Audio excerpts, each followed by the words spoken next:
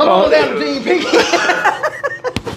While in Melbourne for Roots Rebellion, I sat down with the great man himself, Frankie D, and discussed the mental game and how his mindset coaching is helping people, and he gave me some advice during it as well, which is really cool.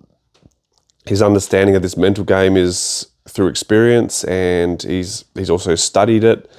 But yeah, this is a very good episode, worth sitting through, worth listening to every little bit and get those little nuggets out that you need. Sadi Cup, welcome to the Think Pink podcast. I hope you enjoy this episode. Please like, subscribe, share and comment. Anything you'd like me to speak about in future, please put in the comments. Anything you disagree with, put it in the comments. Don't forget, if you're not subscribing already, jump on that subscribe. Takes a couple of seconds to do. Hit subscribe and hit the notification bell. And yeah, please watch every episode because a lot can be learnt from these. Did you leave it uncharged for ages? Yeah, I think so. I think that's where you shut the battery. Lithium battery, fucking shit at the bed. Yep. Speaking of shit in the bed, bro. Thailand had the squirts. Oh, yuck. No. Yeah, and I just ate like 20 Imodiums or something. No, not quite, maybe 10. And then just didn't poo for like 5 days, where I finally did one yesterday and it was like a brick. Jesus, man, that's the thing that always fucks me up in Thailand. Overseas, they really fucks me up my guts. Yeah, I'm normally not too bad. Normally I might like have a day where I feel like I've got a gut ache or something, but that's about it, you know. Yeah, I would have thought you'd be fucking used to it by now. I'm not there often enough now. Oh, I am often, but you know what I mean? Like I'm not fucking, Eating that food. and I've listened to every single potty you've done. Like, don't worry about swearing on mine. You're good, bruh. I would have thought with yours at least, yeah. Yours isn't kid friendly. I like how you apologised every time you swore on with Joe. I was like, on 4 episodes. Yeah, because the poor guy was like, I need to edit those out because I've got, like, I'm a teacher out here. I started to edit swearing out of mine because it just doesn't help with the algorithm. No. But, man, it was way too much effort. And it's not me, man. Yeah. Everyone knows I'm a bogan. So, salam, Kubi. Salam, Kashkala, Kubi. That's rock and roll. Yeah, it's rock and roll. I'm all right, man. This is already going to be on. Yeah, beautiful. Yeah, I'll start from whatever we were talking about inappropriate just before.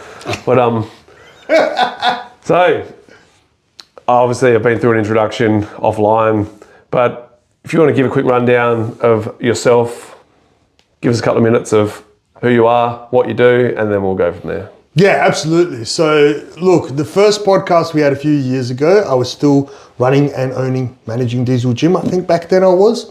So my background, quick little snapshot, 22 years ago, started Muay Thai from a really dark place.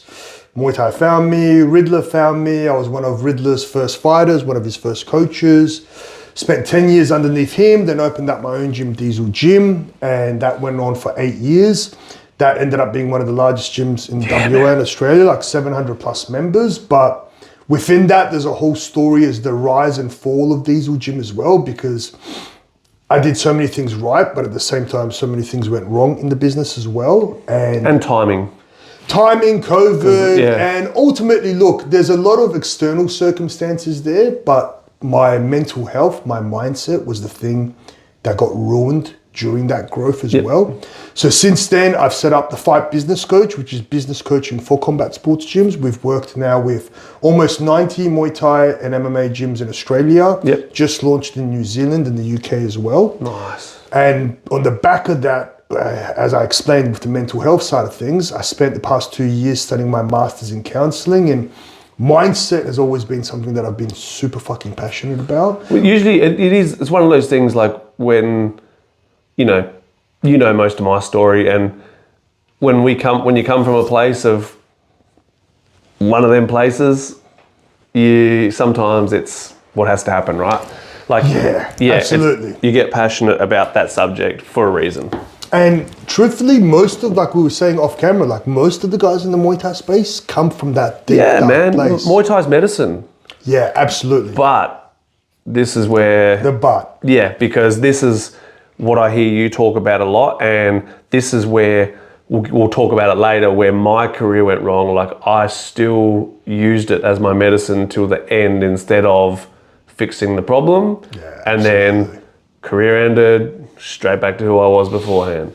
And that absolutely happens. Like, I remember speaking to Riddler about it, and my mission is to help fighters leave this sport better than when they first started. A retirement plan. And not necessarily, the retirement plan, I always say, it's not necessarily just what you're going to do with your time, but it's what you're going to do with your head afterwards. Yeah. Because if you don't have your head prepared for retirement, you know, we've seen it over and over again. People don't retire when they should have. Yeah, over and over. And like, they come back. They come back again. Avatar of Man, that there's a person. big, you know, like, I think today's maybe yesterday was like the Ramon Decker Day. Yeah. Like, so he was another one, man. He had a drug problem, and he fought again in his 40s or whatever it was, or late 30s. Came back and fought.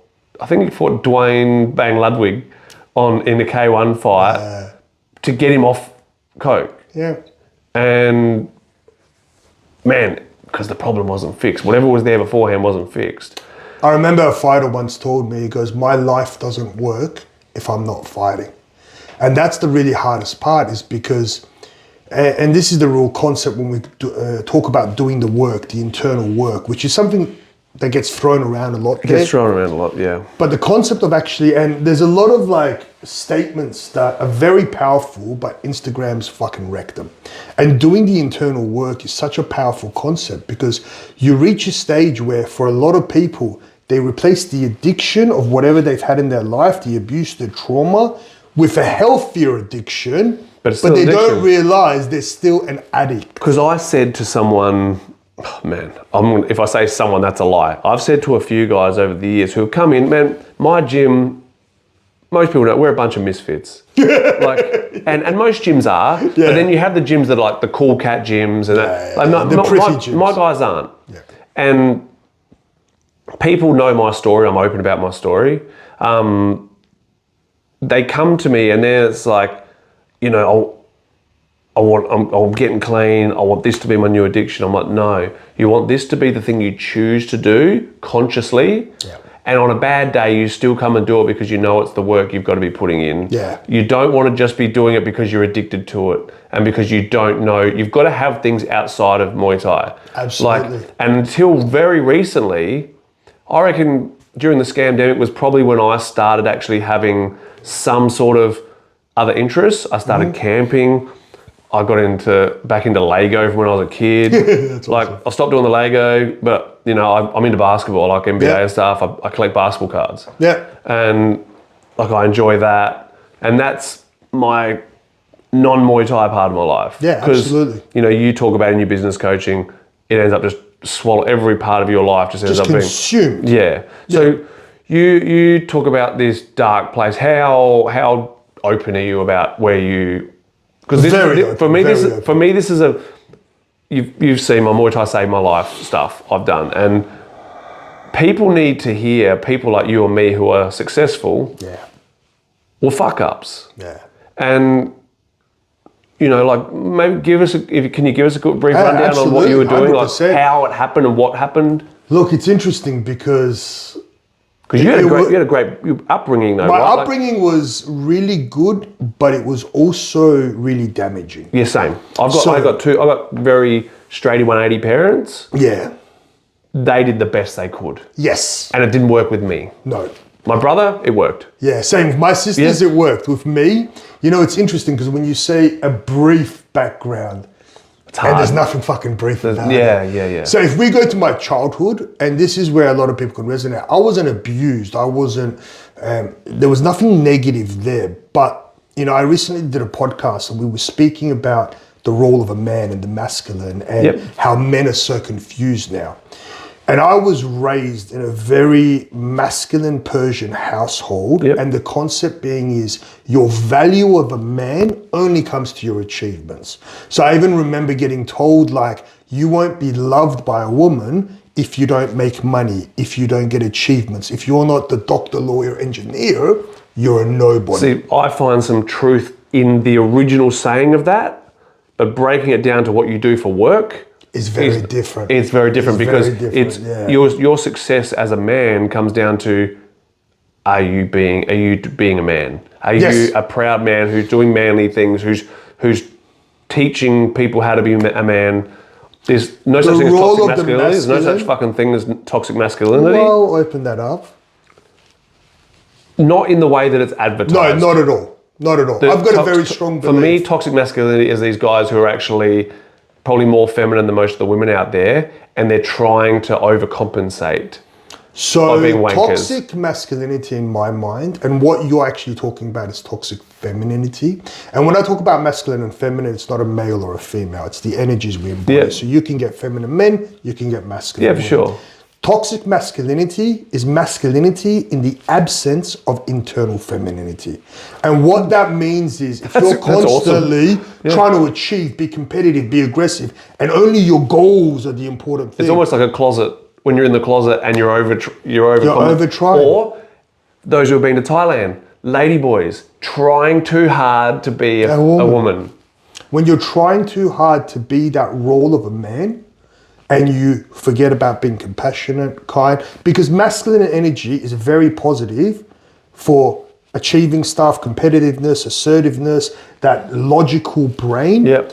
However, when there's no compassion, kindness, and this is ultimately, if you want to put a snapshot of my life or when my mental health was ruined, I actually claimed that I was a toxic masculine because I wasn't compassionate to myself. I wasn't kind to myself. I didn't let myself rest. And when I got into the drugs and the crime, and then Muay Thai found me, I always tell the story that I never forget. When I used to run around Lake Munga at Riddler's, the voice in my head was, "Don't stop, you fucking piece of shit." 15 years later, when I had the biggest gym in Australia, I'd still look in the mirror and go, "Don't stop, you fucking piece of shit." Yeah, bro, that was me too. So it was always that internal abuse and that place of shame. And it's one of the things that I always teach the fighters as well. I'll go, what are the voices in your head? Like, is your inner coach constantly abusing you and telling you you're a piece of shit and you're not fucking good enough? Because so many fighters I work with, a lot of the guys are 20 to 30 fights in and they still think they're fucking terrible. Yeah. They still think, I'm like, but how many more fights is going to make you feel And they good? get to the end of a fight and there's no, oh my God, that was sick. You know, like it's like, oh yeah, I won. Yeah. Oh, I lost. It's the same either way. Yeah. And it's that internal abuse. And that's what toxic masculine energy is. Yeah. When there's no appreciation, there's no consideration. And the problem with the men in the world today is when they just focus on that energy, they don't know how to be compassionate to their partners. They don't know how to be kind. Their purpose, their why, their reason isn't heart-led. It's ego-led. Yeah. So when you look at the toxic masculine people in the world, and I always make the comparison, when you listen to Andrew Tate talk, now there's a lot of shit that he says, you're like, oh wow, it makes sense. But there's a hate in his voice. there is. He still hates himself. Then you listen to Tony Robbins. Tony Robbins is a masculine achieving multi-billionaire, like fed millions of people, homeless people. His purpose is heart-led. Yeah. So he has the masculine drive in life and the feminine internal balance. And what's something he does that a lot of others don't? He puts himself first so that he can help other people. He loves himself first so that he can help other people, right? Like that internal feminine energy. And that's one of the biggest things I achieve with these fighters, men or women, because our sport is a very masculine-led energy. Yeah. So even the women in our sport, they need to be logical, they need to be structured, they need to be competitive, they need to be aggressive, they need to be able to push themselves. But the physical and the emotional is the same. If you do all the physical hard training and you don't have a rest day, you don't do sauna, you don't do recovery, what happens? You break. you do. The same thing in the mental. If you're constantly going, I need the next goal, then what happens mentally? You break. You burn out. And that was my journey, where trying to constantly create a better version of myself was based on shaming the prior version of myself. Yeah. See, that was me until very recently. Like very recently. Yeah. And and you know, like, we've known each other in person probably, like 10 years now, something like that. Yeah. But knew who each other were well before that through the scene and stuff. And obviously you train with Daz. Daz, one of my closest friends. There's been like a huge transformation, but I felt like that transformation was very external. Mm-hmm. Yes, beginning to love myself, all that kind of stuff. But one thing I struggled with the most was compassion. Yeah. And like, it was that, not necessarily compassion even with myself, because I went too far with that. And probably growing up, I would probably say I had too much of the femininity. I was gentle, I was soft, and I was easily bullied because I was lovely. I was like the friendly guy. I wanted to hug everyone, man. I still want to hug everyone.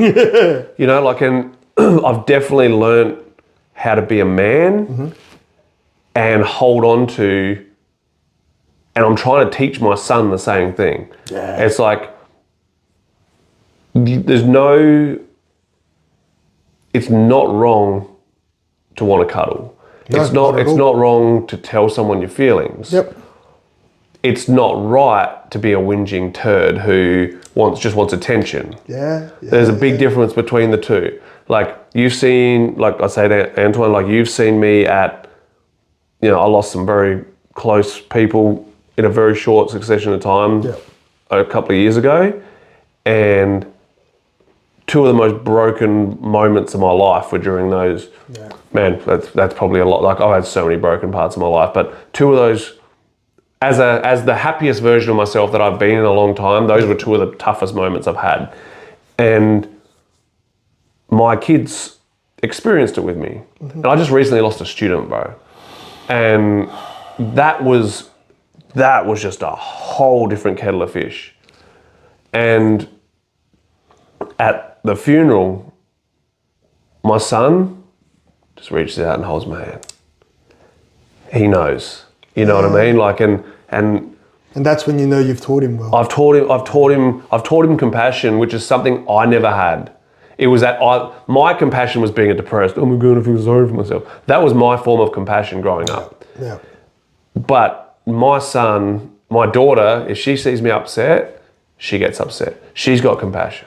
Because that's that natural energy. Yeah. Whereas men, and where we went wrong as men, and it's interesting because another term that gets thrown around a lot out there is patriarchy. And how men have this advantage because of patriarchy.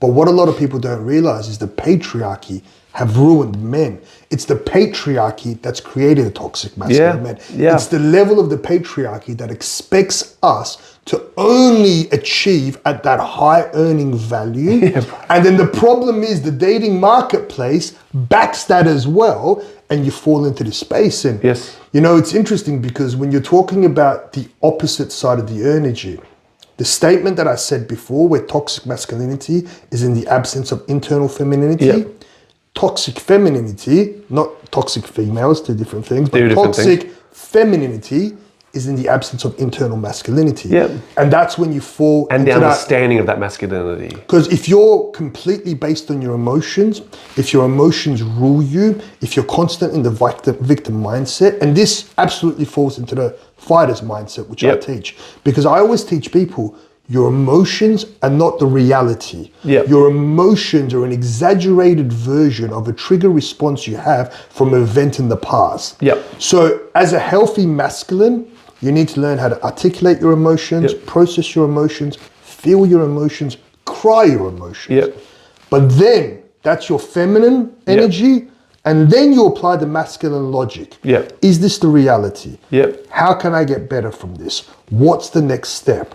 And, you know, I studied 2 years of my master's in counseling, only to realize counseling is fucking bullshit. Like the whole counseling and psychology space, and I don't want to open up the rabbit hole of the medical system is meant to keep you sick. The mental health system is meant to make you fucking sick. It's the same system. Like I failed one of my final units twice because they were like, as I was trying to give the pretend client some advice, they're like, you can't give them advice, just let them vent. I'm like, but they're just getting worse and worse in the session. But that's all right. That's why they come back next week. Again. I was like, what the fuck are you talking about? This simple, like it's not even a rabbit hole. It's like when any form of medicine, whether it be osteopathy, whether it be counselling, anything that's medical based, Yeah. and it's done through universities and education system, man, it's owned by the people who want to make the money from absolutely. it. So that's literally all that needs to be said about that. There's nothing more. There's nothing more to it. And the mental health system. See, for anyone out there that's wondering where they start, a counselor, a psychologist, talk therapy is the first step. It is, yes. Because you need to learn how to articulate your emotions. However, what ends up going wrong, and this is where for 10 years, when I did talk therapy only, I never progressed forward, is especially as a man, especially in the masculine, when we're in a logical mindset, what determines a very significant difference between the masculine energy and the feminine energy is our ego. Yep. And the ego in short term is the identity you show the world Yep. to be accepted by the Yep. world. So I would sit there for 10 years in front of a female therapist and talk from my ego and vent from my ego and tell my story and my identity from my ego. Yeah. Where you need to learn how to talk is then pull apart the layers. Yeah. Pull apart the layers. Like a lot of the fighters I work with, there's some really hard questions. All right, you feel like this, but where does it come from? Where does it come from? Where does it come from? Start thinking about what the beginning thing was that started that result. Absolutely. I was lucky, like the origin story. yeah, I had counsellors and stuff growing up and whatnot. But as an adult, like I was on the mental health scheme where it was like, you know, you get your 6 psychologist appointments and then you get extra 6. Yeah. What do they call it? When you go to the doctor, is the mental health plan? Mental health plan. Bro, I was the luckiest dude ever, and I will tell you, one, like you said before, most counsellors are women. Yeah. I had this Greek guy. That's awesome. Yeah, as soon as you say that, Yeah. I know what kind of counselling that's going to be. And I would walk in there, he would give me a hug, hello. Yep. We'd have a little bit of Greek conversation, like the little bits that I know, like, you know, no different to my Persian with you. Like, and then he would listen. Man, he was amazing. Yeah. And you know, man, he might not be good for everyone, but for me, he's the only, as an adult, he's the only person I've had to speak to. Yeah. You know, it's interesting because it's one of the biggest flaws I found in the counselling and psychology space as well, because the whole concept is that they teach a generalized surface level approach, not an individualized niche approach. Yep. And this is why I'm very particular with the people that I work with. Initially, when I got into the mental health space, I was like, I want to help men. Yep. Because of how I struggled and how I found difficulty into getting people in that space to help me. Because I remember when I was looking for it, it was either a female psychologist, Yep. it was a high achieving David Goggins who told me I'm a piece of shit, or it was a hippie in Bali hugging a tree. I'm like, none of you motherfuckers resonate. Like, I don't agree with any of that. But then I realized, unfortunately for men, until men hit rock bottom, they don't seek help. And there's still 100%. that problem. And everyone's rock bottom's different. Very different. So I talk about this a lot. Like, sorry to cut you off, but No, that's all right. like I've overdosed. Like I've had 3 major overdoses where I could be dead. And do you know what my rock bottom ended up being, bro? Going to a fight show off my head and everyone seeing it. Yeah. I never touched heroin again. Fuck. That was my rock bottom. It was because Muay Thai was so important to me, and I could have fucked it all in that one moment. And I woke up the next day that's going, powerful. what the fuck was am that? I doing? Yeah, and I was so lucky that night I had a couple of people who knew enough about me to take me off to the side and put me at the back of the grandstand and let me be on the nod and then take me out to my car to drive home. But I was lucky that was my life changer, and I've never kept it a secret.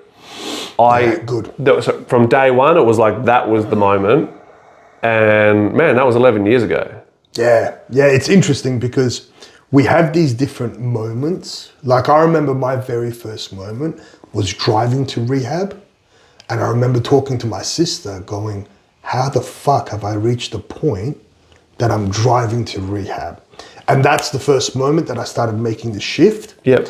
And then my second moment, funnily enough, was with the same sister when I was finishing, like I was 2 years in doing my accounting degree, and I broke down and cried, and I went, how the fuck do I hate my life so much? I've achieved everything I thought I was meant to, and then I packed up and go to the UK.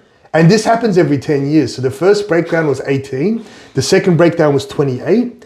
The third breakdown was with my two sisters again, where this was at the close to the end of diesel when I was desperately So 2020 during COVID? No. So what happened with COVID, we came back and we got fucked. Oh, that's right. And then I went through administration trying to save it. Yeah. So I went through administration, saved the business, then got hit with COVID, then tried, and so it was a 3-year battle. And at the end, I was like, I'd literally had no money left. Staff were all disgruntled. Everything was going to shit. And my option was to downsize. And I was desperately, frantically trying to find a premise to downsize. And I was still on this real masculine energy. I was like, go, go, go, go, go. And as I started speaking to my sister, I ended up falling into tears so bad that both my sisters left their jobs in the middle of the day, came home. And when you're talking about the moments, I was sitting there, and I think this is the first time I'm actually telling this online. I was sitting there for 3 hours in a fetal position in my sister's lap. This is at the age of 38, crying, going, I want my mum, I want my mum. I had a full mental breakdown. And that's when the next morning I woke up and I went, I'm done. Like, bless you, man. Whatever I've done to this point. And it sucks that you had to go through that. But, yeah, it was brutal. But at the same time, you were lucky that you had. See, I love my brother, but I could never go to my brother and expect compassion. I was randomly one day riding my motorbike through Bangkok, off my fucking head, and my phone rang and it was my brother. And my brother never rang me in Thailand, never in 10 years, rang me, and he's like, "How you going?" I'm like, and he's like, "What are you doing?" I go, "Oh, just fucking off my head, just cruising around." And he's like, "What do you mean?" I'm like, then I was telling him, he goes, "Man," goes, "You need to go to rehab?" He goes, "I saw ya." And I was like, and that was the first time I actually said to myself, I probably need rehab. Because in that moment you would have snapped out of that little reality talk. Yeah, and I went to rehab. I was in rehab with a very famous person, and we were escaping at night time to go and get drugs. That's such a common story. Yeah, and I left rehab probably worse than when I went in, because I'm just a drug addict. But I went to, now I'm a closeted. I've been to rehab now, I can't let anyone know that it didn't work. Yeah, bro. I came out worse than when I went in. Yeah, that's one of the most difficult parts. So I consider high achievers the people that were seen in front of people. And that's exactly why I had that mental breakdown, because I was trying so hard to make sure no one saw the cracks. Yep. And when you're talking about the most important moment, I would say out of all the times at that stage, I'd looked around at Diesel and I go, I created something I don't love. It's all a fake now because I've been just trying to keep it alive whatever way I can. Yeah. I'd had 2 divorces. I'd lost everything. See, I never knew that about you until recently. I never knew about the 2 divorces. Bro, throughout Diesel. Because I would literally work 80 hours a week. So in the first half of Diesel, with my first wife, I worked so much that over time we just became distant. Yep. We just became, as she said, best friends living in the same house. And then the second one, my nervous system was so fucking cooked because I was in such a hyper masculine space that I wasn't a healthy man. I was not a healthy man. I would say angry, emotional. See, this is like my thing. I have anger issues. I've fixed a lot of shit in my world. Oh man, I battle with that one. Like anger for a lot of us, and it's interesting because anger isn't the emotion.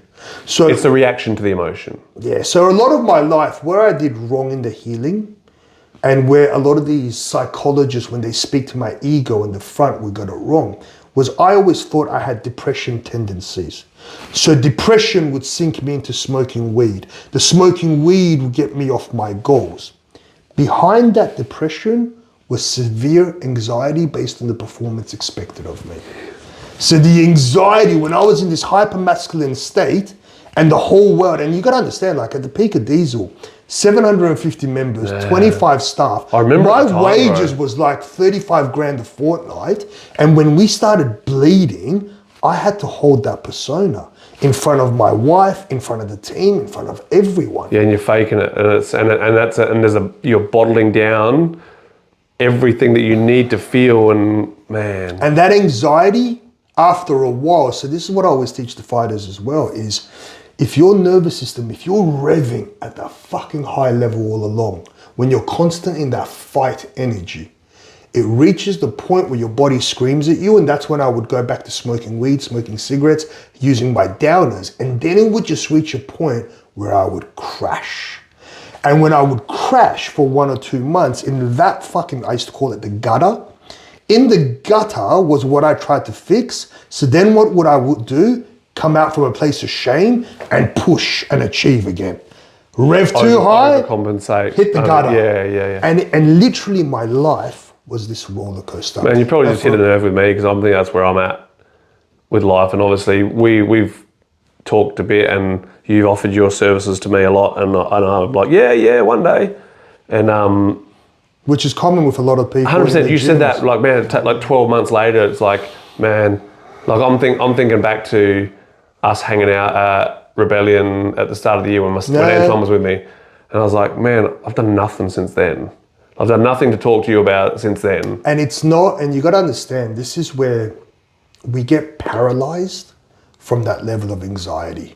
When we're constantly knowing that we're holding on with a thread, we get paralyzed. Yeah. And then all of our trauma from the past, all of the voices from our past, all of the emotions from our past that we've been battling, those demons come up, and then you're just stuck in this war against yourself and the past and the shame. And you just wake up and you go, I can't deal with any of this tomorrow.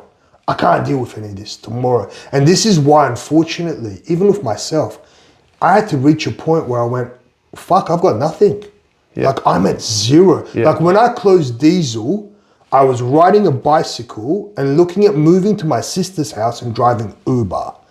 This is like, that's the financial position I've got to is that do. With a face like that driving Uber? I was like, man, literally that's why I was like, do I need a fucking accent now? Literally, I was like, how have I got? And I was like, imagine if I pick up one of the other gym owners, gone from Diesel Gym to driving Uber. Now, everything else like kind of fell into place after that, which I'm blessed. But it reached that point, and it was that point which I went, up. bro, oh my God, I could have just imagined picking up one of my members. Like, could you imagine what that would have produced? Especially at that time, because you hadn't fixed the inner man yet. You hadn't fixed him yet. So that would be like absolute shame. And that's when I threw myself into the deepest forms of therapy possible. Yep. So for me, hypnotherapy, breath work, holistic medicines, which the whole purpose of a lot of those therapies is to bypass the ego and get deep into the subconscious. Yep. So a lot of the work which I do with the fighters now for the performance visualization is we bypass what they see in front of them and go much deeper into it. And I actually get them, and I always say it like, if you're waiting to work on your mindset until fight night, you're fucked. Yeah, like, for sure. You're training, and this is where Muay Thai is important. If we go back to what we were saying earlier on about how a lot of people replace one addiction with another.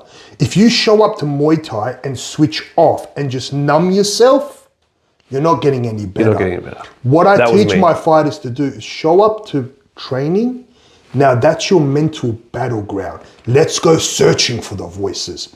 And when you search for those voices of insecurity, doubt, nerves, fear, and then you battle them during training, and now you've got the evidence every fucking night that you push through those insecurities and doubts. There's one of the guys that I coach from Riddler, and 25 fights, and I just made a post about this the other day, where whenever it would reach, he was super fit, but whenever he would reach the level where he was pushing himself hard, his fatigue kicked in, his mind fucked in, he would go counter fighting and try to save himself. And we went, now search for suffering. Go in that place where those demons come out, those voices come out, and battle them. That's the chat I've been having with Ollie, because he's similar. He goes, man, he'll be bashing someone, and the minute he's like, you'll see he starts trying to say, nah, man, like your mind's telling you. That's when your mind's kicking in, you still got 70% left. Oh man, and the other way, like it's so much more left. Yeah. And then like my sort of maths I use is, if your mind's telling you you're really fucking tired, you're probably at 70. If your body's telling you you're really tired, you're probably at 40 to 50. Yeah. And I can tell the difference. Especially when a fight's over and you're sitting there talking normally. That was your head. Yes, 100%. That was your head trying to say, save yourself, man. Don't wait. So people ask, what is mindset training? And this is really important because mindset is the lens you view at the world. It's the way you look at everything in front of you. And that's based on a lot of previous experiences. And most people run on autopilot with the subconscious dictating what they do. And this is when the mind steps in and takes control of the body. Mindset training is developing the skill for you to take control of your mind. Yep. And the only way you do that is if you go, and I call search for suffering, go into those places, because once you realize your brain's default mechanism, and this is where the neuroscience and psychology actually helps, because you can back it with actual scientific evidence. Yep. Your brain's default is to keep you safe. Yep. Your brain's default is to keep you secure. And everything we do in fucking Muay Thai is the complete opposite of that. Even for a lot of us, like the run that you do, for most people, I tell people, I go, our warm-up is most people's life goals. So everything we do in Muay Thai goes against your brain's default. Yep. So every time your brain goes, safety, alarm, you listen to it. But what we need to do every night at training, every time the voices come out, this is what you've got to reframe it. When those voices come up, this is where we get strong. Yeah. This is where we get powerful. Yeah. This is where we push through. My best performances was when I would say I'd be clinching and I'd be exhausted and I'd take someone down and I'd be like marching laps of them, waiting for them to get back up again. I'd get up. And that was that. I see that now in hindsight, that was those moments, and there's sometimes I always had the best performances. What you just said, the trigger word, get up. Like, I always coach these guys, and we work quite closely with their trainers as well, where they develop trigger words in training. So for example, when you're exhausted, push through. So you've got this natural huge emotion. So every time your brain goes slow down, your immediate trigger, push through. And it doesn't happen the first night. It doesn't happen the third night. Consistent training, physical training. You don't do one round of pads. It's another muscle, bro. And this is where mindset and on yourself as well, when it comes to the business performance, for a lot of us, it's absolutely the same thing, where we have all these emotions attached, and it's okay to feel, process, and understand emotions. But then the masculine steps in and goes, shut the fuck up, we show up anyway. Yep. And this is one of the most important things about really listening, processing, understanding your emotions, but then fucking showing up anyway. You're only courageous if you step forward when there's fear. Yeah.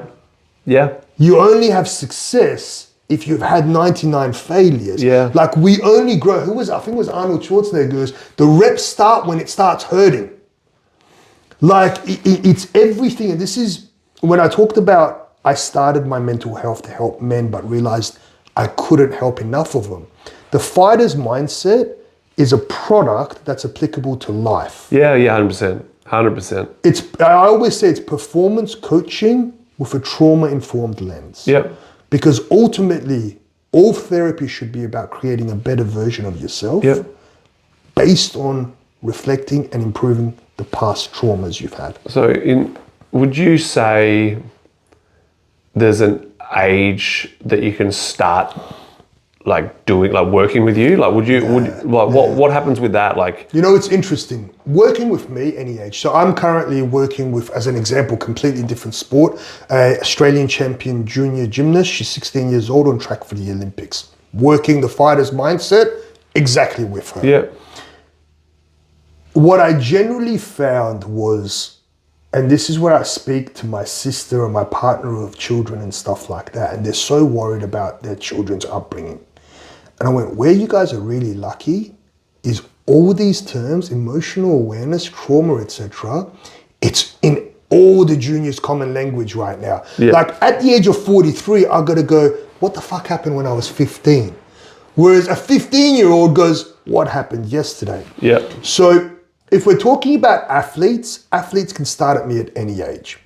However, if we're talking about the general public, and if there's parents listening to this who have children, if there's older brothers, whatever responsibility you have to the youth nowadays, you shouldn't look at the youth doing the work.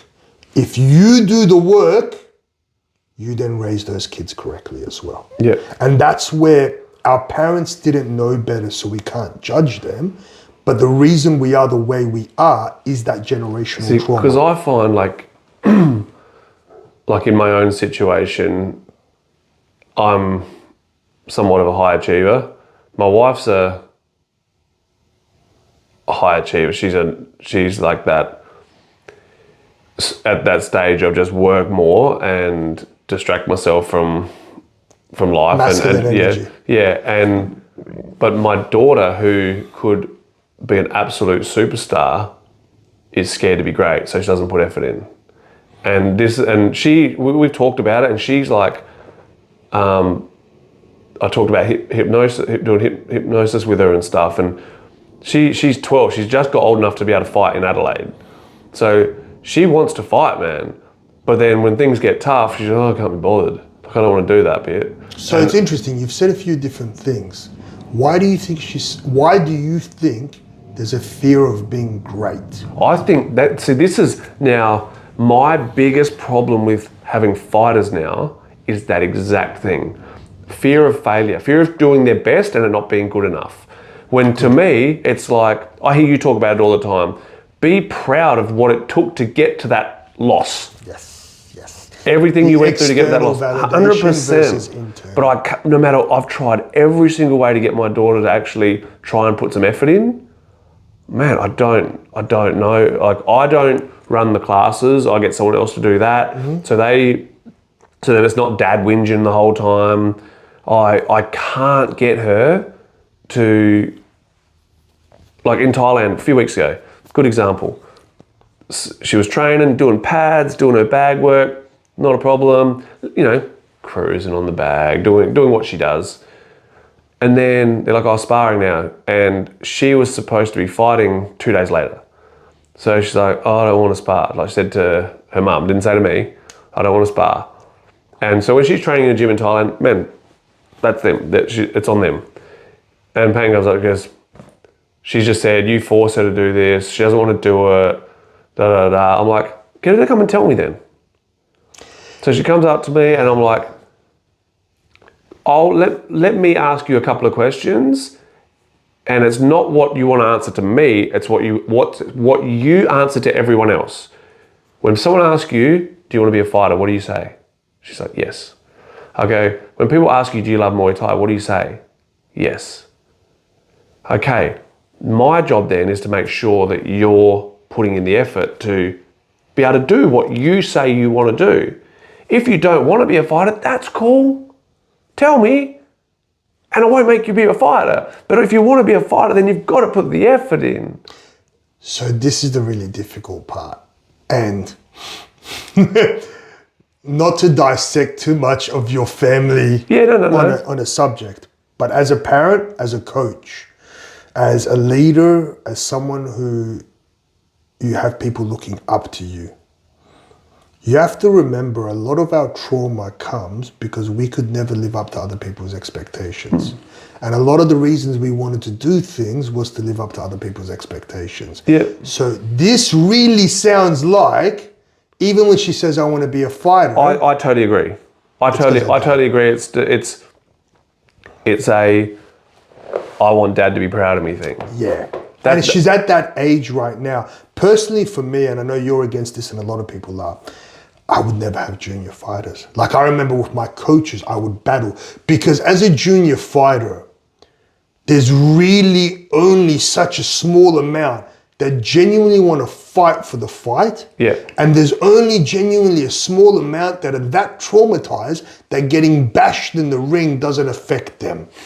So the consequences of junior athletes, as we've seen repeatedly through the elite guys that should still be fighting but they don't, is very, very traumatic. Yeah. And the problem with a junior is there's so much connection to the external and such little emotional awareness that wanting them to develop their why is almost non-existent. Yeah.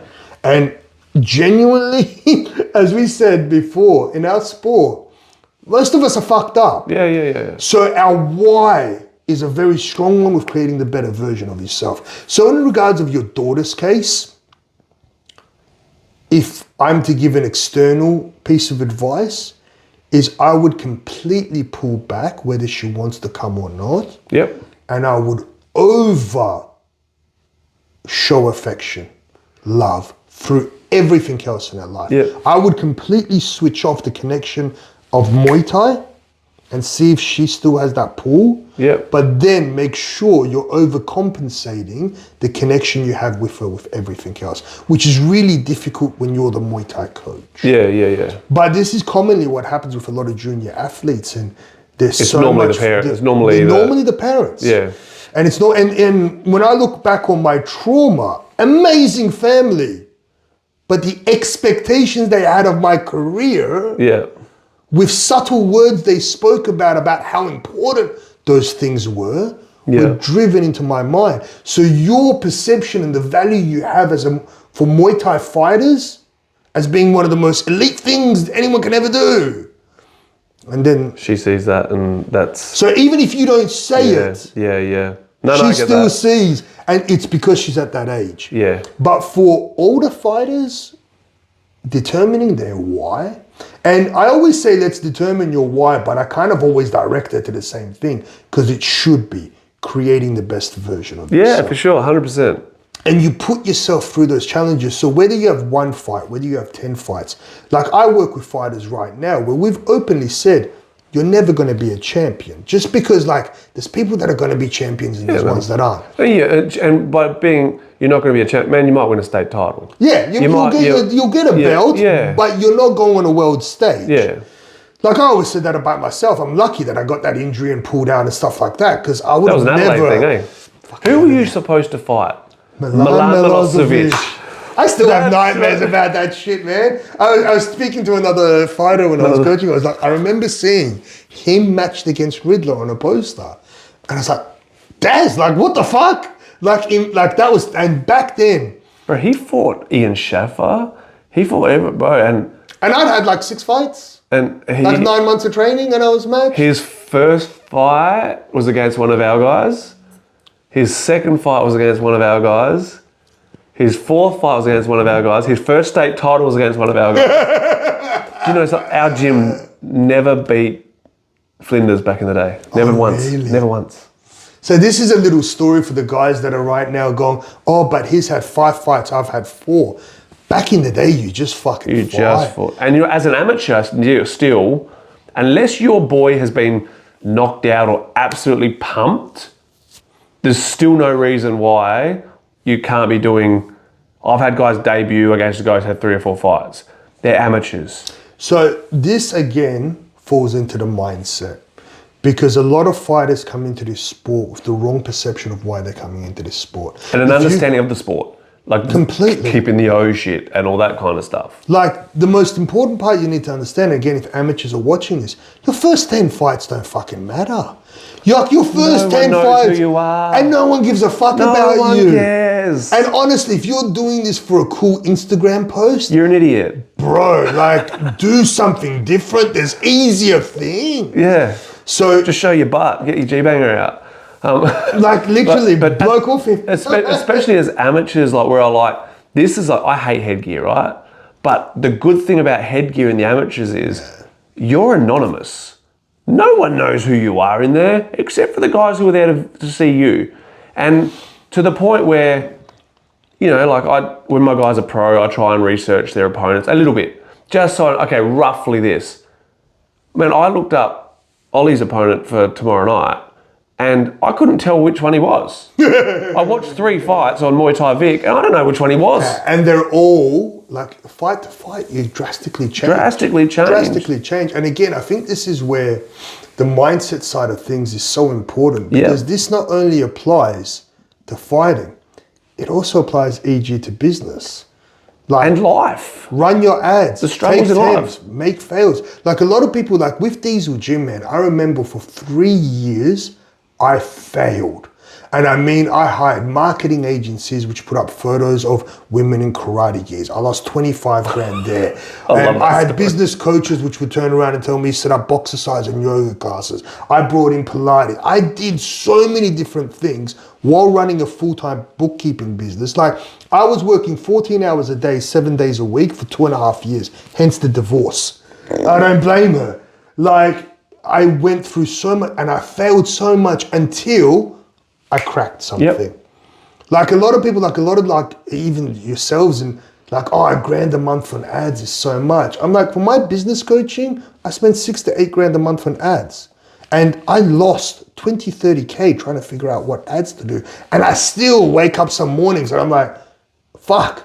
Like it's, you have to fail. And this is the most important part in business, in life, in fighting. You have to fail. I always tell guys that show up to training to lose. Show up to business to lose. Show up to life to lose. Because in hindsight, where were the best lessons and evolutions that you learned from? 100%. The hardest losses, man. I always tell guys, if you got 2 fighters, 10 easy fights, 10 hard knockouts and fights. Well, not knockouts because that fucks someone up, but 10 hard. Who becomes the better fighter if these two match up? And Bailey Collins, Machete Muay Thai, I've been coaching him for a while now. So his is interesting because if you actually look at him now, What's his fight in? Cum shot. That's changed. We've actually had the evolution of Nice, I like that. So Bailey Collins is now, if you look at him now, like he still has some arrogance because that's his alter and ego. he, you know, he's. But the persona's changed. Yeah, so the word isn't the right word, but like wanker. Like he acts like an idiot. He's like me. Like I have my external fucking you know. But even his fight style. So a lot of what we work. He's such a good boy, man. I really fucking brawler. like that boy. But now a lot of, if you look at his most recent, he did pad work with Reese. Beautiful and slick. And a lot of what we've been working with him is for him to be surgical, for him to be precise, for him to be skillful. He's got that brawler in him. That switch is there. He's from the riff. But he is now, and a lot of what we worked with him this year was he went from partying, having fun in between fights like we used to. I got the corner for him in Cambodia. Like when he was going into camp, because I remember he called me as he got offered that fight and he said no, then he said yes. And I went, these are the ones that make you. These are the stories. And he come back after Cambodia. He had such a good time. No one in Australia is going to worry you after Cambodia. Yeah. And a lot of what we've worked with him now, so now he's like clean, sober, doesn't party, really focused. That was the one thing I worried about him so much in the beginning, because I'd tell him off a little bit, you know. Like he goes, no, I'm turning the page, man. I'm turning the page. That was the biggest thing. So we've changed him. The evolution of cum shot to gunshot, his new name. Oh, nice. So it's like the evolution of Bailey. So a lot of these different personality types, and you have to go deep. Like right now, leading into the state title fight, he's doing like 75 hard, but we've added all of these mental elements to it as well. Sick. And like every time I talk to him, he's just peaked. And this is where mindset really changes. Yeah, man. A lot it's of hard to burn out when you've worked on your mindset.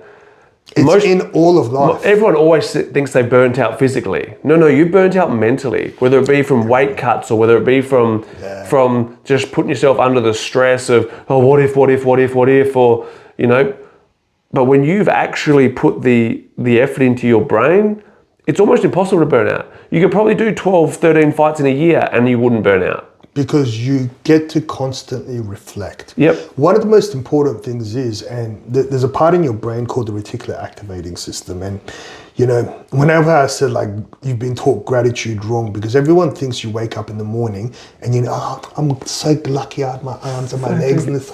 No, like that, you do that hippie bullshit in order to switch on your brain to start looking for the positive. Yeah. In order to show up to training and be positive. Yeah. In order to approach life in a positive manner where you start looking for opportunities. You start looking for blessings. I saw something Kieran said the other day on Matt Lucas's show. Really good, huh? He's like, you're privileged to complain about something you love. Like a lot of people, and that's the problem, and you show up and yes, you're exhausted. Yes, you're fatigued. Yes, you're wrecked. But be grateful that you have those opportunities. Yeah. Because one of the things I always say, and it's so important, is self-reflection for fighters and for us, go back to day one. Show yourself that version. Man. Right now, one of the boys I'm working with recently clocked over the 3 years sober mark. Beautiful. And one of the things I went, what did you do for celebration? He goes, oh, I just ate a bit of junk food. No, and he goes, I go, did you sit back and really be proud of yourself? And he goes, no, not really, because I've got so much left to do. And I went, all I want you to do, and this applies to everyone, whether addiction, whatever, overweight, whatever you had, sit back today at the end of the training session and remember and try to visualize the version of yourself day one sitting next to you.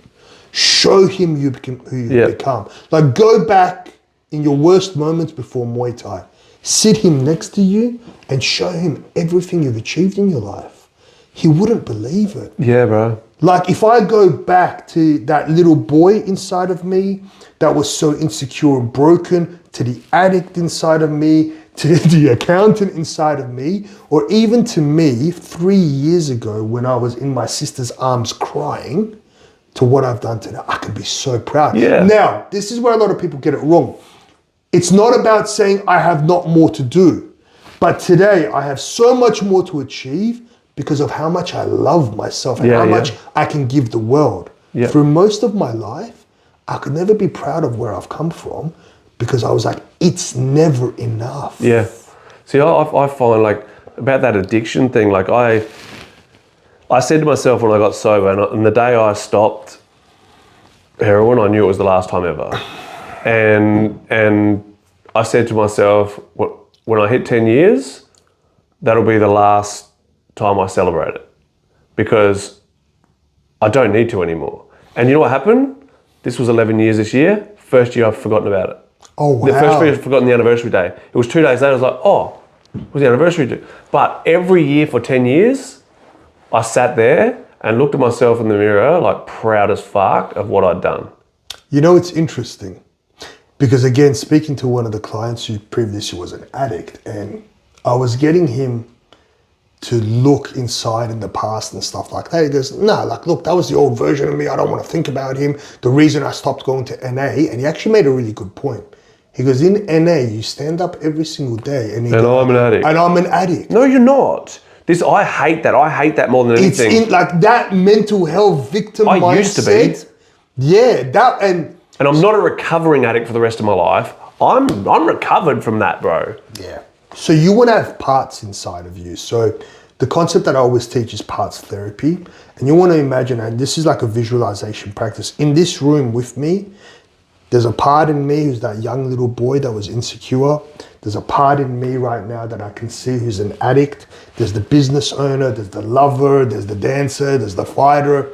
And all these parts, I had to throw that one in. All those parts are a part of me. And the problem happens where the shame kicks in is when I exile a part, when I'm like, I don't want to look at you anymore. You're not a part of me. Yep. and that person goes behind me Stays and there. starts singing. He stays there. And then I start reacting. And then when he blows up because he gets triggered, I'm like, where the fuck was that from? Whereas if you actually are proud of all the parts of you that made you who you are today, then when a part of you gets triggered from an event, you're like, it's all right, I've got this. I'm here now. I don't need you stepping in. Like as part of parts therapy, you have this concept called the protectors. And the protectors are either the addicts, the anger, stuff like that. Yeah. My protector is the ethnic Hulk. Like I visualize in hypnotherapy, this big green Hulk with a hairy back. And like he was my anger, he was my protector. And I always felt when that little boy in me, when people saw the feminine in me and they tried to take advantage of the kind side of me, the anger would come in. Yep. And now I've got that under control. Like I've got all my parts under control. Yeah, that's the one I need to work on. The anger, there's something there. Yeah, 100%. And the anger usually comes from anxiety or shame. Yep. And if you can tackle that, see a lot of times, and this is where it's really important, you need to learn where the emotion sits. So next time you feel yourself getting angry or even afterwards, this sounds quite hippie, but there's actually a lot of neuroscience to this. The concept, we store the trauma in our body, not the spiritual stuff, but there's an actual part inside of us that gets a reaction. And that's because of the way our adrenaline and stuff kicks in. It's like my anger, I can feel when this happens. Oh, bro. Yeah. So now when I feel this, I'm like, I get myself out of this situation, don't react. I'm triggered because I can feel it here before I fuck it up out here. And then what you need to do is later on sit with that emotion, breathe through it, calm down the heart rate and the adrenaline behind it and go, where is it from? And usually where it's from, anxiety is typically from inaction. When you've got a lot of shit to do, but you're avoiding doing it. That makes a lot of sense. So the logical part, the masculine goes, all right. You got me in the heart, brother. You got me in the Bro, I've just had this massive moment, eh? Yeah. I've got a couple of questions. Are you okay with the way we're doing this? Like instead of... Man, 100%. Yeah? Cool. We had a plan and it went away, which is good. And so two things. Having been through some fucked up shit and having done a lot of fucked up shit, I deal with fucked up situations pretty good. Mm-hmm. Circumstance. 2 weeks ago, walking down the road to go out for dinner with my wife's childhood nanny. And I hear that horrifying sound of crunch, scraping of metal, and I know exactly what's happened. There's been an accident. And in Thailand, you know it's going to be a motorbike. Yeah. And I look, and just luckily there was like a row of bushes along there that the missus and kids were behind, and I could see this dude like flopping down the road, right? Like absolute jelly, end up face down, right? I go to the missus, get the kids away. Yeah, good. And I went straight out on the road, put handed out stop cars. Bro, I was so controlled. The poor dude, I'm like, all right, this is shameful. I pulled his pants up for him because his butt was hanging out and stuff. And like he was skinned, bro. Like his face was, he's like, what happened, sort of thing. I went and don't ride bikes. Went and grabbed his, I did in Bangkok for years, but went and grabbed his phone, his charger that was down the road. I made sure I got them in his pocket. I was like, checked his legs to see if anything was broken so that I could get him off the road. But that situation, not one bit of adrenaline, not one bit of pump. But afterwards, I was speaking to one of my trainers because we had fights on that day, and I was an emotional wreck, bro. Like exhausted. Exhausted, like I'd had a fight. Adrenaline dump. Yeah, but I didn't feel any, I knew exactly what to do. I suppose. You were in flow state. I was, yeah. So you know when you fight, and when you reach that point when you're just like beautiful, everything's smooth.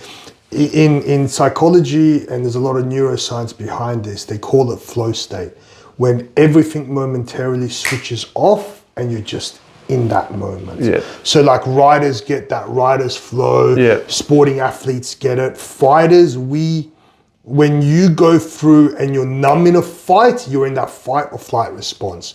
when you're actually like smoothly going through the fight. When you're mindful of it, and it's, but not even mindful, but like just your brain's processing what you're having to do, and you're doing the right things. So it's in those moments where people need to realize, and this was one of the strongest connections I ever made. It's in those moments when you truly realize you got superhuman abilities inside of you. That was my reaction I had afterwards, going like, there's been pretty bad situations where I've been involved in, and I'm the first guy to actually do. Is incredible. And even the transformation it has for us physically. Like one of the things I always say, like if you look at the way we check kicks and we throw kicks in a fight, and we walk out and there's not that much damage. You land one of those kicks in sparring in the gym. Or you run into a tow bar. Oh my God. But not only that, the lumps and bumps, it's somehow that when your mind knows you're in a fight, your body adjusts and you get this level of armor. And the same thing happens when you go into a fight doubting yourself, you end up hurt. Like it's funny, I always use Sanchai as an example. And the reason being is you can have an elite level fighter. And I know Sanchai fights not elite level. And he hasn't trained in probably 8 years. But what Sanchai does, he fucks with your mind. He like throws all this shit and then you start flinching and then it goes boop and lands an elbow. Okay. Like 100%. It's that mindset. And we would have seen it like fighters we've always seen just do so well. And then when you take that step up, all the ideas you had of all the fights you watched before him as you were training, and like you build this person into a god, or the other way around. When you fight someone at a lower standard and you get confidence, or the simplest is, when you hurt someone, well, you're gassed. You all of a sudden, when you let it go. It proves that the gassing was your brain, not your body. And I always tell people like, but I gassed in the fight because I physically wasn't there. I was like, dude, you could do 3 threes with your eyes closed in the gym. Like we beast them on, it's not the physical output. So some of the stuff I do in the performance visualization is I've actually got a track where I walk them through different breathwork movements and I get them visualizing what happens in the back room, the massage, the oil, getting the heart rate down. Then as they hit pads, hitting the heart rate up. Then as the Moncon comes down, taking the heart rate down. Then as they walk out, controlling the nerves, being in control. Then the fight, and then the visualization, embodying the win. Like mindset, if you do it enough, and we do it with training. I've got guys who are like, when they're doing their pad work at training, searching for the suffering, then trigger words in there. And you play it enough times in your head, the body responds. And a lot of people listen to this stuff and like, that's fucking bullshit. Like I had this dick put up a comment on one of my posts, or you can't train toughness, or you can't train hard.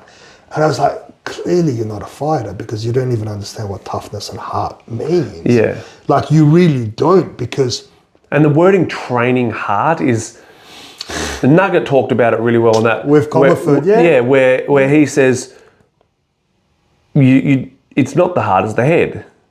So brains can be trained. Absolutely. It's obviously, there's a lot of times where I admit myself as a trainer where I've gone like, this guy just doesn't even try to be tough. And I give up. But they don't try. They don't try. Their brain is switched off. Yeah. If your brain is switched off, you can't teach anyone anything. But if you can tap into that mind, and if you understand, the reason why I did the psychology, the neuroscience research, all that is because I'm like, this is the science behind it. This isn't spiritual woo-woo. If I have abundance mindset, money is just going to come to me. No, we train the mind to pair up with the body, to duplicate and replicate what we do in the fight, and we overall frame it differently. And that's where a lot of those things play such an important part in our sport, because if you just show up and you numb yourself out, the worst parts of you come out. Now we're there to bring the worst parts out. Which is where you see, 2 weeks ago in a fight in Adelaide, guy goes to the ground, the other guy steps on his head. Like that's that whatever's going on in his life or has gone, that came out because he's not being mindful of what he's doing, right? Like, and it was honestly, both guys were egotistical and probably shouldn't have even been in a Muay Thai fight, to be honest. MMA gyms.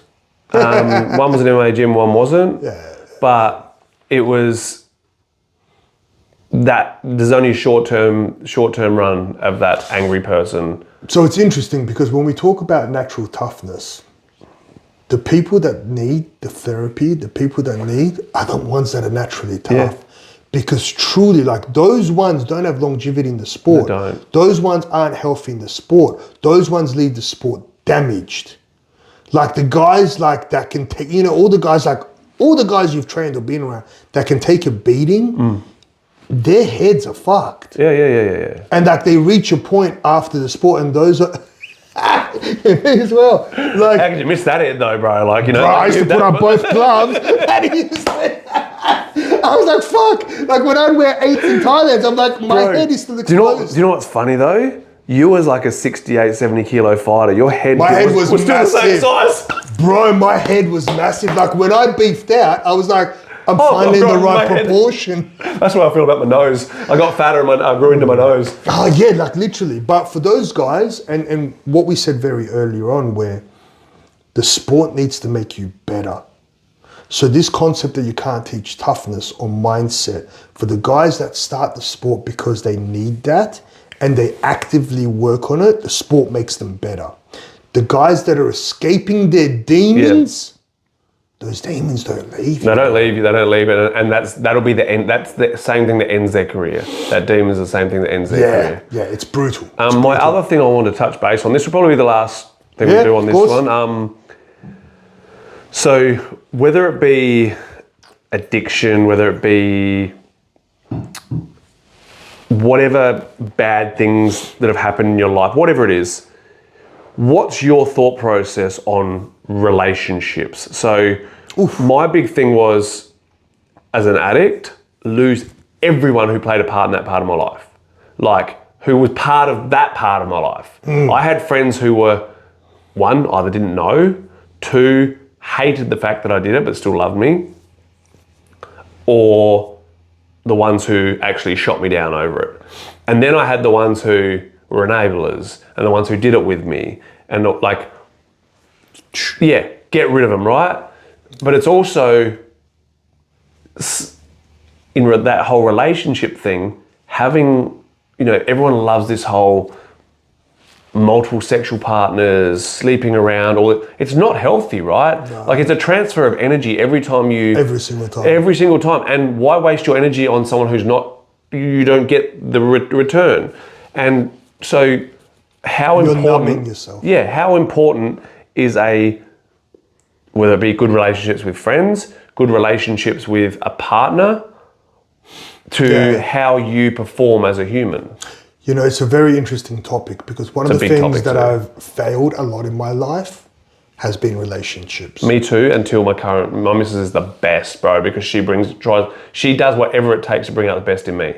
So I'm going to kick back on that a little bit. And it's because it's something that I had to realize, because after multiple divorces, multiple failed relationships from all different types of women, like my dad always goes, you had the food court. Like every nationality, every personality. Yeah, bro. And the common denominator was me. Same, bro, 100%. So I realized in my second marriage, me too. That was probably the hardest one. You haven't had your third yet though, have you? No, I win. No. Third one lucky. I'm not going to be what is a Ross from Friends. No, but losing her at the same time as losing Diesel was devastating for me. Like, it was brutal for me because I truly loved her and I truly loved Diesel. And losing those two were forcing me to take extreme accountability. And I always thought I did. I always thought I was a man who constantly held himself accountable, but extreme accountability. Yeah. And one of the most important things with external relationships is your internal relationship. Yeah. Because the internal relationship you have with yourself gets then projected and reflected into your partner. Sure. And that's where it's such a crucial part to heal yourself. Yeah. Look inwards. So when you talk about sexual partners and stuff like that. And non-sexual partners, so friendships as well. So no, but when you're having multiple sexual partners and stuff like that, for most people, and myself being part of the dating scene for a while on and off, was there's so many people out there breaking other people because they don't want to be alone. And that was me. That was me 100%. Man, 12 months before I moved to Melbourne, I went completely celibate, no dating, no sexual partners, and went even deeper into myself. It is what is needed to actually fix yourself. I was lucky, man, that like I was able to improve my life so much because I'd met a girl. Right person. It was, and I'm one of those rarities, bro. Yeah, everyone's constantly trying to latch onto someone to distract themselves from their own feelings about themselves. Yeah, because even the right person at the wrong time, you end up breaking. Which is what I was doing. Yeah. But she held me so accountable for what. Man, this woman is amazing, bro. Yeah, and those are the ones you don't let go. She held me so accountable for my lack of effort I was putting into life. Man, only reason I opened a gym is because she told me that it's either you do something or I'm gone. Yeah. And it wasn't like scared of the threat. It was like, she's actually right. I'm doing nothing to better myself. I was working in a dead ass gym that was going nowhere. I was getting nothing out of it.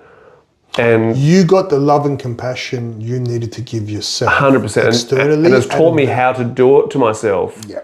So, not to say your situation was wrong. Your situation worked. It's rare. It's rare. For most people out there, that extreme accountability and ownership on themselves is one of the most difficult things. So that's why they go monkeying. They let go of the last branch only once they've got the next branch. Yep, and I did that. I called it the revolving door of relationships. I literally went like... I was constantly on a carousel, bro.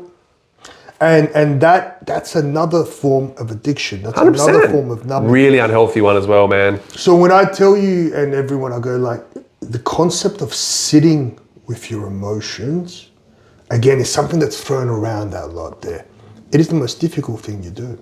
Like really, truly sitting back and, what am I feeling? Why am I feeling that? Where does that come from? Where does that emotion? That's something I really struggle. I struggle to find the root cause. Like I know what happened in my past, and I feel like certain things in my life I'm definitely come to terms with it, and I've rekindled relationships with family and stuff, which I pointed the finger at for being the problem and all that kind of stuff. But sometimes I'm just like, what else is left there that could be causing whatever I'm feeling?